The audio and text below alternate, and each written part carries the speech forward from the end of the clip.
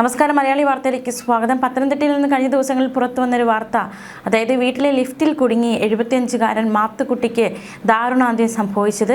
അദ്ദേഹത്തിൻ്റെ postmortem report പുറത്തു വന്നിരിക്കുകയാണ്. കഴുത്ത് ഞെരിഞ്ഞാണ് മരിച്ചതെന്നാണ് പോസ്റ്റ്മോർട്ടം റിപ്പോർട്ടിൽ വ്യക്തമാക്കിയിരിക്കുന്നത്. റോഡ് നിരപ്പിൽ നിന്നും ഉയരത്തിലുള്ള വീട്ടുമുറ്റത്തേക്ക് ആണ് ഇത്തരത്തിലുള്ള ലിഫ്റ്റ് സജ്ജമാക്കിയിരുന്നത്.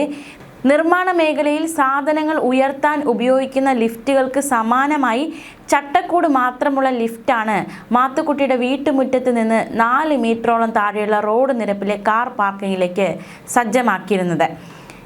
ഇതിൽ യാത്ര ചെയ്യുന്നതിനിടെയാണ് അദ്ദേഹത്തിന് ദാരുണാന്ത്യം സംഭവിച്ചത്. ഇരുമ്പ് കമ്പികൾക്കിടയിൽ തല കുടുങ്ങി കഴുത്ത് ഞെരിഞ്ഞാണ് അദ്ദേഹം മരിച്ചത്. മരണകാരണം അത്തരത്തിലാണ് ഇപ്പോൾ പോസ്റ്റ്മോർട്ടം റിപ്പോർട്ട് പുറത്തു വരുമ്പോൾ മനസ്സിലാക്കാൻ സാധിക്കുന്നത്. ആറന്മുള പോലീസ് സംഭവത്തിൽ കേസെടുത്തിട്ടുണ്ട്. അസ്വാഭാവിക മരണത്തിനാണ് ആറന്മുള പോലീസ് ഈ സംഭവവുമായി ബന്ധപ്പെട്ട് കേസെടുത്തത്. വൈദ്യുതി ബന്ധം തടസ്സപ്പെട്ടപ്പോൾ ലിഫ്റ്റിൻ്റെ പ്രവർത്തനം നിലച്ചു. ഈ സമയം അകത്തുണ്ടായിരുന്ന മാത്തുക്കുട്ടി തല പുറത്തേക്കിട്ടിട്ട് എന്താണ് സംഭവിച്ചതെന്ന് നോക്കുന്നതിനിടെ ലിഫ്റ്റ് വീണ്ടും ഉയരുകയും ഇതാണ് അപകടത്തിലേക്ക് നയിച്ചതെന്നുമാണ് പ്രാഥമിക നിഗമനം. 2 കമ്പികൾക്കിടയിൽപ്പെട്ട് കഴുത്ത് ഞെരിഞ്ഞാണ് അദ്ദേഹം മരിച്ചത്. 20 മിനിറ്റോളം കഴിഞ്ഞ് പത്തനംതിട്ടയിൽ നിന്ന് അഗ്നിരക്ഷാസേന എത്തി കമ്പി മുറിച്ചാണ് പുറത്തെടുത്തത്. അപ്പോഴേക്കും അദ്ദേഹം മരിച്ചിരുന്നു. സംഭവത്തിൽ ഇലക്ട്രിക്കൽ ഇൻസ്പെക്ടർ വിഭാഗം ലിഫ്റ്റിൽ പരിശോധനയടക്കം നടത്തുകയുണ്ടായി. ജില്ലാ ഇലക്ട്രിക് ഇൻസ്പെക്ടർ AM രാജേന്ദ്രൻ്റെ നേതൃത്വത്തിലായിരുന്നു പരിശോധന നടത്തിയത്. ലിഫ്റ്റ് എന്ന വിഭാഗത്തിൽ അതായത് വീട്ടിൽ സജ്ജമാക്കിയിരുന്ന ലിഫ്റ്റിനെ ലിഫ്റ്റ് എന്ന വിഭാഗത്തിൽ ഉൾപ്പെടുത്താൻ സാധിക്കില്ല എന്നാണ് അധികൃതർ വ്യക്തമാക്കുന്നത്. മാത്രമല്ല, ഇത് കേവല സാധനങ്ങൾ മുകളിലേക്കും താഴേക്കും കൊണ്ടുപോകാൻ മാത്രം ഉപയോഗിക്കുന്ന ഉപകരണം, അങ്ങനെ മാത്രമേ ഇതിനെ കണക്കാക്കാൻ സാധിക്കൂ എന്നാണ് ജില്ലാ ഇലക്ട്രിക് ഇൻസ്പെക്ടർ AM രാജേന്ദ്രൻ പരിശോധനയ്ക്ക് ശേഷം മാധ്യമങ്ങളോട് പറഞ്ഞത്. വലിയ ഫാക്ടറികളിലും നിർമ്മാണ മേഖലയിലുമാണ് ഇത്തരത്തിലുള്ള ഈ ഒരു സജ്ജീകരണം കൂടുതലായി ഉള്ളത്. അതായത് മാത്തുക്കുട്ടിക്ക് ആരോഗ്യ പ്രശ്നങ്ങളുണ്ടായിരുന്നു. അതുകൊണ്ടാണ് മാത്തുക്കുട്ടിക്കും ഭാര്യ അന്നമ്മയ്ക്കും റോഡിൽ നിന്ന് പടിക്കെട്ട് കയറാൻ ബുദ്ധിമുട്ടായതോടെ ഇത്തരത്തിലൊരു കാർ പോർച്ചിൽ ലിഫ്റ്റ് സജ്ജമാക്കി കൊടുത്തത്. റോഡ് നിരപ്പിലെ കാർ പോർച്ചാണ് ലിഫ്റ്റിൻ്റെ ആദ്യ നില. ഇതിനു മുകളിലെ സ്റ്റോർ റൂം 2ാം നിലയും വീട്ടുമുറ്റം 3ാം നിലയുമാണ്. റോഡിലേക്ക് ഇറങ്ങാനും സാധനങ്ങൾ കൊണ്ടുപോകാനും മാത്തുക്കുട്ടി ഈ ലിഫ്റ്റിനെയാണ് കൂടുതൽ ആശ്രയിച്ചിരുന്നത്. മാത്തുക്കുട്ടിയുടെ മക്കൾ വിദേശത്താണ്. ഇവർ നാട്ടിലെത്തിയ ശേഷമാകും സംസ്കാര ചടങ്ങുകൾ നടത്തുക. ഉച്ചയ്ക്ക് 12:40 അന്നമാമയുടെ നിലവിളി കേട്ടാണ് അയൽവക്കത്തുള്ളവർ ഓടിയെത്തിയത്. അതായത് മാത്തുക്കുട്ടിയുടെ ഭാര്യ. വീട്ടുമുറ്റത്ത് നിന്ന് ലിഫ്റ്റിലേക്ക് നോക്കി കരയുകയായിരുന്നു അന്നമ്മ മാത്യു. 2 കമ്പികൾക്കിടയിൽ കഴുത്തുപെട്ട് അനങ്ങാനാകാതെ മാത്തുക്കുട്ടി നിൽക്കുന്ന കാഴ്ചയാണ് ഓടിയെത്തിയവരൊക്കെ കണ്ടത്. വളരെ ഭീകരമായ കാഴ്ച, ഭയാനകമായ കാഴ്ച, വേദനാജനകമായ കാഴ്ച. വൈദ്യുതി ഓഫാക്കി വെട്ടുകത്തി എടുത്ത് ലിഫ്റ്റ് തുറക്കാൻ ഓടിയെത്തവർ ശ്രമിച്ചു. പക്ഷേ അത് ശ്രമം ഫലം കണ്ടില്ല. ഇതോടെയാണ് അഗ്നിരക്ഷാസേനയെ വിവരം അറിയിച്ചത്. 20 മിനിറ്റോളം കഴിഞ്ഞാണ് അഗ്നിരക്ഷാസേന എത്തിയത്. അവരെത്തുമ്പോഴേക്കും അവരുടെ കൺമുന്നിൽ മാത്തുക്കുട്ടി മരിച്ചിരുന്നു. അവർക്കൊന്നും ചെയ്യാൻ പറ്റിയില്ല എന്ന് അടക്കമുള്ള ഒരു പ്രതികരണം ഈ ഒരു സംഭവത്തിന് ദൃക്സാക്ഷികളായ നാട്ടുകാർ അടക്കമുള്ളവർ മാധ്യമങ്ങളോട് കഴിഞ്ഞ ദിവസങ്ങൾ പ്രതികരിച്ചിരുന്നു. ഒന്നും ചെയ്യാൻ പറ്റാത്ത അവസ്ഥയായിരുന്നു. അവരാൽ കഴിയുന്ന കാര്യങ്ങളൊക്കെ അവർ ചെയ്തു.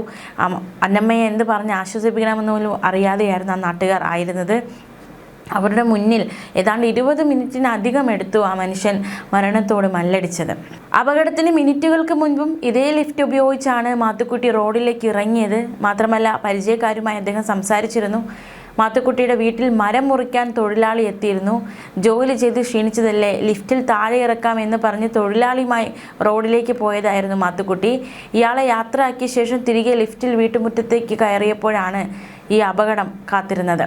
പത്തനംതിട്ട അഗ്നിരക്ഷാ നിലയം സ്റ്റേഷൻ ഓഫീസർ V വിനോദ് കുമാറിന്റെ നേതൃത്വത്തിൽ senior fire and rescue officer KP Pradeep, fire and rescue ഓഫീസർമാരായ S Francis, A Ranjith, NR Thanseer, T Aju, home guard N Anilkumar എന്നിവരാണ് രക്ഷാപ്രവർത്തനം നടത്തിയത്. കഴിഞ്ഞ ദിവസങ്ങളൊക്കെ നമ്മൾ അറിഞ്ഞ വാർത്തയാണ് വീട്ടിലെ ലിഫ്റ്റിൽ തല കുടുങ്ങി ഈ മരണം സംഭവിച്ചത്. റോഡിൽ നിന്ന് ഉയരത്തിലുള്ള വീട്ടിലേക്ക് എത്തുന്നതിനായി സ്ഥാപിച്ച ലിഫ്റ്റിലാണ് ഇത്തരത്തിൽ വലിയൊരു അപകടമുണ്ടായത്. എന്തായാലും വലിയൊരു അപകടമായിരുന്നു അത്. ദൃക്സാക്ഷികളടക്കമുള്ളവർ കണ്ടു. മാത്തുക്കുട്ടിയുടെ ഭാര്യയും അത് കണ്ടു എന്നതാണ് ഏറെ വേദനാജനകം. റോഡിൽ നിന്ന് വീട്ടുമുറ്റത്തേക്കുള്ള ലിഫ്റ്റിൽ നിന്ന് ശബ്ദം കേട്ട് മാത്തുക്കുട്ടിയുടെ ഭാര്യ അന്നമ്മ മാത്യു വന്നപ്പോഴാണ് ലിഫ്റ്റിലെ ഇരുമ്പ് പൈപ്പിൽ തല കുടുങ്ങിയ നിലയിൽ സ്വന്തം ഭർത്താവ് ഭർത്താവിനെ കണ്ടത്.